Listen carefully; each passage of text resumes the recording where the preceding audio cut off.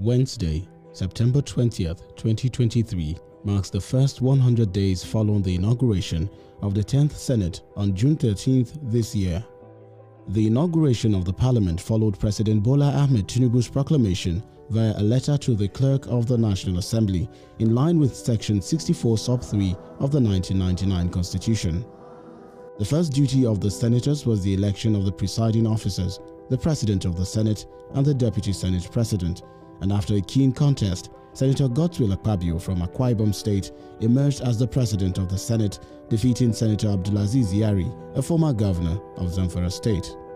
Apparently, because of his rare personality traits, Senator Barau JIBRIL, a fourth-timer at the National Assembly, 3 times in the Senate from 2015 to date, and once in the House of Representatives between 1999 to 2003, emerged as the Deputy President of the Senate unopposed as all his colleagues threw their weight behind him. 3 weeks after the emergence of the 2 presiding officers, 8 principal officers were named. Thus, the leadership of the 10th Senate was duly constituted. With this done, the lawmakers got the parliamentary work started as urged by the Senate President JIBRIL in his speech on the 4th of July 2023 titled, "Let's Get the Work Started."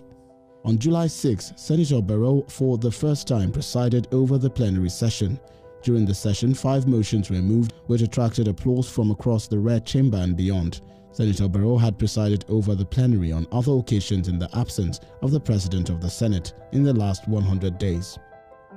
Among the critical motions sponsored by the Deputy President of the Senate during the period under review was the one on the poor state of road infrastructure and the menace of gully erosion in the country. Also to his credit was a motion on the emergence of President Tinubu as the chairman of the Economic Community of West African States, ECOWAS. 4 bills of the Deputy President of the Senate, including one on the creation of a development commission to fast-track the development of the country, have been introduced at the Red Chamber.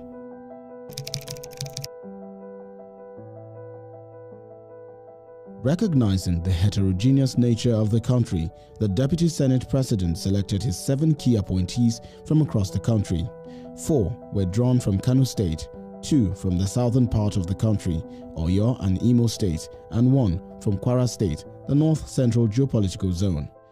The appointees who hail from Kano State include the Chief of Staff, Professor Muhammad Ibn Abdullahi, the Special Advisor, Policy and Monitoring, Professor Bashir Muhammad Fagge, the Special Advisor, Political, Yusuf Aliyu Tumfafi, and the Special Assistant, Media and Publicity, Shitu Madaki Kunchi. The Special Advisor, Media and Publicity, Ismail Mudashir, hails from Kwara State. The Special Advisor, Special Duty, Idris Abiola Ajimobi, Oyo State, and the Special Advisor, Administration, Mrs. Ngozi Ndawi Nkemdirim from Imo State. Commendations have followed what has been described by lawmakers, media practitioners, civil society organizations, and other stakeholders in the country as balanced appointments.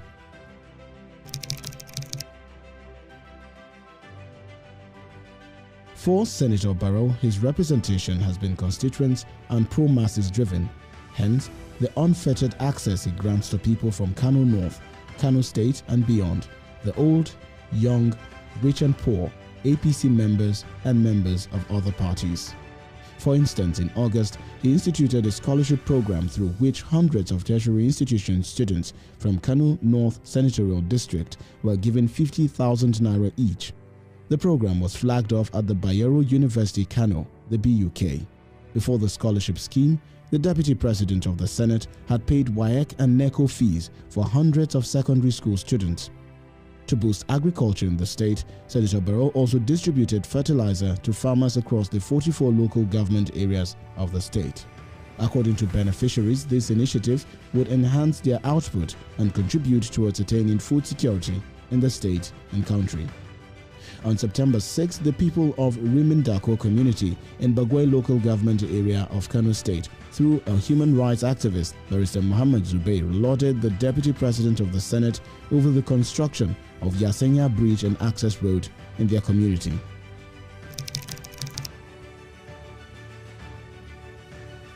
On the invitation of the Zibiset Group, the Deputy President of the Senate was at the Abuja Industrial Park, located in the Idu Industrial District, on September 4. Sitting on 245 hectares of land, the park will house 200 factories, a helipad, a train station, a lorry park, a bank, a recycling station, and a power plant, among others, when completed.